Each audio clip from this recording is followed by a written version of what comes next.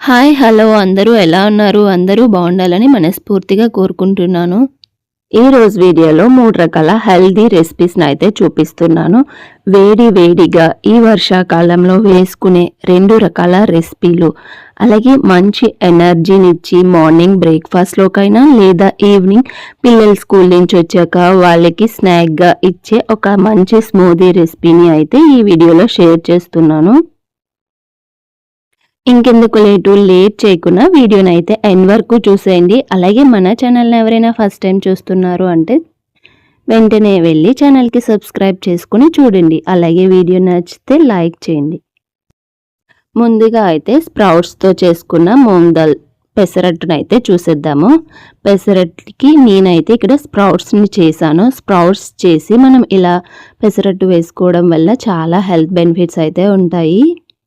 Sprouts కోసం అయితే మనం ముందు రోజు 2 డేస్ ముందే పెట్టుకోవాలండి. లేదా ఒక్కరోజు మార్నింగ్ నానబెట్టేసుకుంటే నైట్ అంతా మంచిగా మనకి స్ప్రౌట్స్ అనేది రెడీ అవుతాయి. మీకు ఇంకా బాగా రావాలి అంటే ఒక 2 డేస్ ముందైతే చేసుకోవాలి. ఈ విధంగా ప్రిపేర్ చేసుకున్న స్ప్రౌట్స్ని ఒక మిక్సీ జార్లో వేసుకోవాలి. మిక్సీ జార్లో వేసుకొని ఇందులో గ్రీన్ చిల్లీ లేదా రెడ్ చిల్లీని కూడా వేసుకోవచ్చు. నేను రెడ్ చిల్లీని వేసుకున్నాను. అలాగే కొంచెం అల్లంని కూడా చిన్న ముక్కలుగా కట్ చేసుకొని వేసుకొని కొద్దిగా వాటర్ వేసుకొని మెత్తగా గ్రైండ్ చేసేసుకున్నాను మిక్సీలో. మెత్తగా గ్రైండ్ చేసుకున్న ఈ బ్యాటర్లో కొంచెం సాల్ట్ని వేసుకొని పక్కన పెట్టేసుకొని ఇప్పుడైతే ఇందులోకి అల్లం చట్నీని అయితే ప్రిపేర్ చేసుకుందాం. చాలా బాగుంటుంది ఈ కాంబినేషన్లో. ఒక్కసారి ట్రై చేయకపోతే తప్పకుండా ట్రై చేయండి. అల్లం పెసరట్టు కాంబినేషన్లో. దీనికోసం ముందుగా స్టవ్ పై ప్యాన్ పెట్టుకొని ప్యాన్లో ఆయిల్ వేసుకోవాలి. ఆయిల్ కొంచెం హీట్ అయిన తర్వాత మెంతులు 1 స్పూను, అలాగే జీలకర్ర, శనగపప్పు 2 స్పూన్ల ధనియాలు వేసుకొని ఫ్రై చేసుకోవాలి. వీటిని మనం దూరగా ఫ్రై చేసుకోవాలి. ఎక్కడ మాడిపోకుండా ఫ్రై చేసుకోవాలండి. ఇవి కొంచెం మనం ఫ్రై చేసుకున్న తర్వాత చిన్నగా కట్ చేసి పెట్టుకున్న అల్లం ముక్కలను అయితే వేసుకొని ఫ్రై చేసుకుందాం.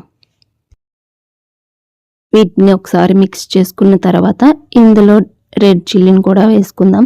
రెడ్ చిల్లీ వచ్చేసి మీరు చేస్తున్న క్వాంటిటీని బట్టి అయితే వేసుకోండి. ఇక్కడ నేను 5 నుంచి 6 వరకు వేసుకున్నాను. చిన్న ఎండుమిర్చి అయితే వేసుకొని మూత పెట్టుకొని 1 మినిట్ కుక్ చేసుకుంటే మనకి మంచిగా కుక్ అయిపోతాయి. తర్వాత చిన్నగా కట్ చేసి పెట్టుకున్న టమాటో ముక్కలను కూడా వేసుకొని ఫ్రై చేసుకోవాలి. టమాటో మగ్గడానికి మూత పెట్టుకొని కొంచెం మగ్గించుకుంటే మనకి త్వరగా మగ్గిపోతుంది. లేదు అంటే ఇందులో కొంచెం సాల్ట్ వేసుకొని ఒక్కసారి మిక్స్ చేసుకొని మూత పెట్టుకుంటే మనకి త్వరగా మగ్గిపోతుంది టమాటో.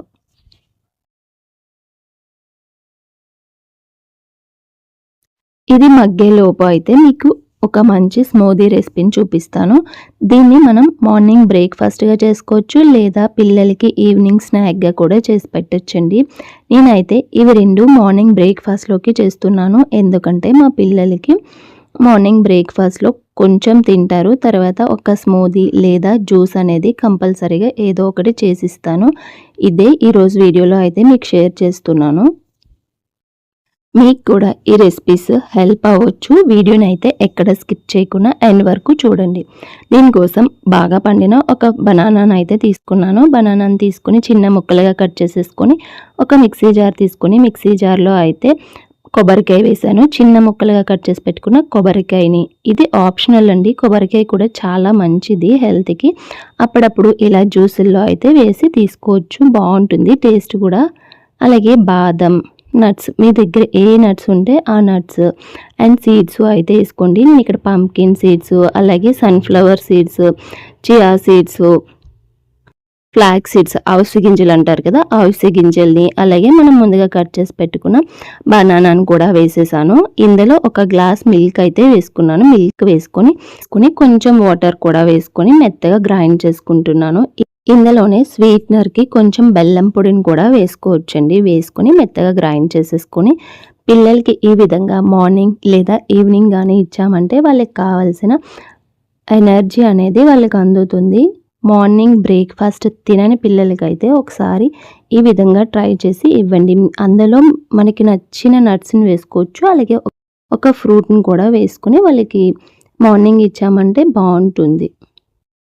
ఈలోగా మన అల్లం చట్నీకి అయితే టమోటో అలాగే అల్లం మెత్తగా మగ్గిపోయింది.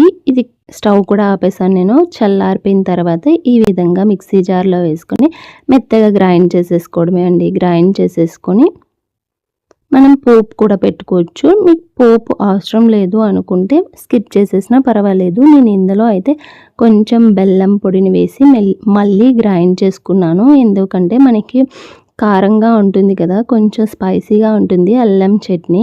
అవి బ్యాలెన్స్ అవ్వడం కోసం ఒక స్పూన్ అయితే బెల్లం పొడిని కూడా వేసుకొని మళ్ళీ గ్రైండ్ చేసుకున్నాను. దీన్నైతే నేను పోపు పెట్టాను. పోపు పెట్టుకున్నా బాగానే ఉంటుంది, లేదు నేను స్కిప్ చేసేసుకుంటాము అనుకున్నా కూడా పర్వాలేదు, టేస్ట్ అయితే బాగుంటుంది. నేనైతే లైట్గా పోపు పెట్టేశాను. పోపు పెట్టి అందులో వేసుకున్నాను. మీ కన్సిస్టెన్సీని బట్టి అయితే వాటర్ని వేసుకొని చట్నీని అయితే రెడీ చేసుకోండి. ఇలా పోపు పెట్టేసిన తర్వాత ఇప్పుడైతే దోశ పిండిని మనం రెడీ చేసుకొని పక్కన పెట్టుకున్నాం కదా, ఈ దోశ పిండిని అయితే దోశలు వేసేసుకుందాం.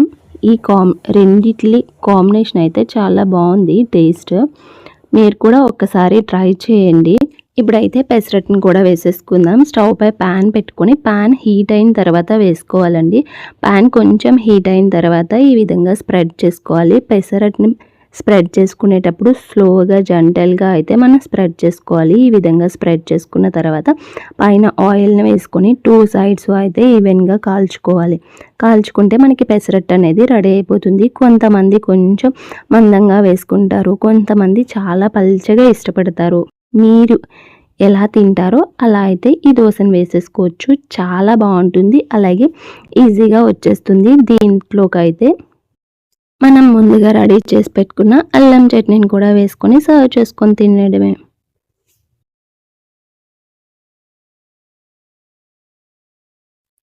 ఇప్పుడైతే ఇంకొక రెసిపీని కూడా చూసేద్దాం. ఈ క్లైమేట్లో చాలా బాగా హెల్ప్ అవుతుంది అండ్ బోన్స్ స్ట్రాంగ్ అవడానికి కూడా ఈ రెసిపీ చాలా బాగుంటుందండి. తప్పనిసరిగా ఒక్కసారి ట్రై చేయండి.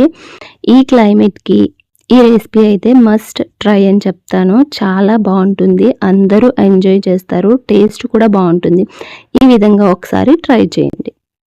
దీనికోసం అయితే లెగ్స్ తీసుకున్నాను. లెగ్స్ 1/2 kg లెగ్స్ని తీసుకొని బాగా వాష్ చేసుకొని పక్కన పెట్టేసుకున్న తర్వాత స్టవ్ పై కుక్కర్ని తీసుకొని ఇందులో హోల్ గరం మసాలా అయితే కొంచెం కొంచెం వేసుకోండి. వేసుకున్న తర్వాత కొంచెం ఫ్రై అయిన తర్వాత చిన్నగా కట్ చేసి పెట్టుకున్న ఆనియన్స్ని కూడా వేసుకొని ఫ్రై అయిన తర్వాత మీకు నచ్చితే చిన్న అల్లం వెల్లుల్లి పేస్ట్ వేసుకోండి, లేదు అనుకుంటే స్కిప్ చేసేసినా పర్వాలేదు.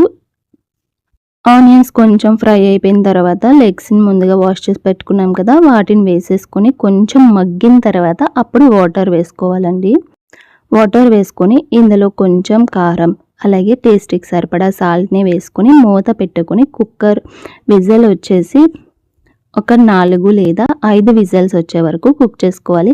నేను ఇందులో కొత్తిమీరని యాడ్ చేసుకున్నాను. కొత్తిమీర ఫ్లేవర్ నచ్చుతుంది అనుకుంటే యాడ్ చేసుకోండి, లేదా స్కిప్ చేసేయండి. కొత్తిమీర వేసుకుంటే కొంచెం ఫ్లేవర్ బాగుంటుంది.